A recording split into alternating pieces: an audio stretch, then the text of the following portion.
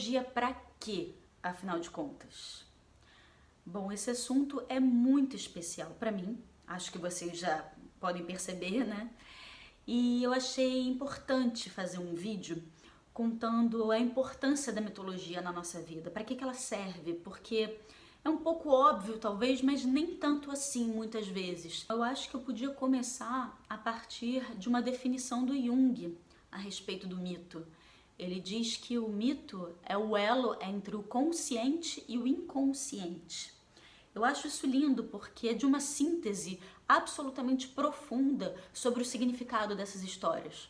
A grosso modo, a gente pode dizer, mitologia é o estudo dos mitos, e mitos são narrativas que se utilizam de elementos simbólicos para contar uma história.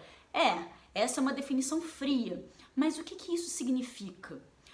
A mitologia, os mitos, eles falam de histórias que são universais, histórias que falam de sentimentos humanos, de questões humanas, coisas às quais todos nós passamos, dilemas, sofrimentos, angústias, alegrias, dores, tudo isso tem a ver com o mito. Eu, quando comecei a estudar mitologia, eu era estudante de cinema e eu procurei uma disciplina na faculdade de mitologia porque eu queria me alimentar de referências para poder escrever histórias, adquirir um pouco mais de cultura.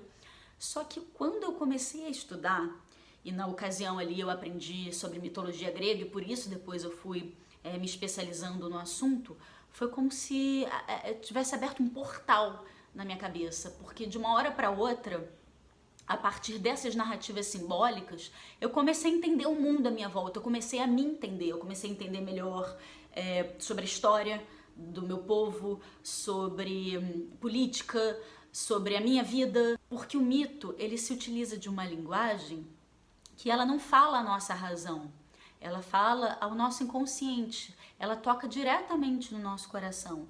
Então, por isso que ela precisa de códigos para chegar até a gente, né? E justamente por isso que ela tem um alcance imenso, imenso. E aí não importa qual é a origem do mito, ele sempre vai comunicar a qualquer pessoa, seja eu estando aqui no Brasil ou uma pessoa que está lá no Oriente, do outro lado do mundo, o mito vai sempre se comunicar com a gente, porque ele fala uma linguagem universal, uma linguagem que abarca todos nós, toda a nossa vida e toda a história da humanidade. Portanto, cabe dizer que os mitos não são historinhas, não são mentiras. Inclusive, eu não gosto muito quando a gente vê por aí, o que é mito, o que é verdade, né? Associando mito a uma mentira. Na verdade, é o contrário. Os mitos são histórias absolutamente verdadeiras, que se utilizam do sagrado para poder comunicar. São histórias que estão sempre falando sobre a origem de alguma coisa.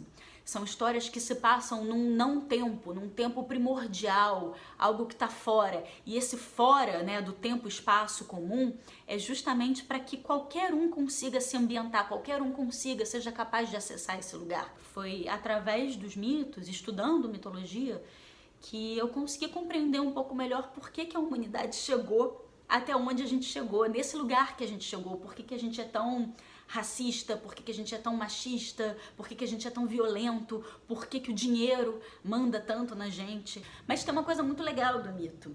Como originalmente são histórias de tradição oral, ou seja, a gente não escreve, a gente hoje até tem muitos mitos documentados, mas tradicionalmente eles são passados de geração em geração através da oralidade.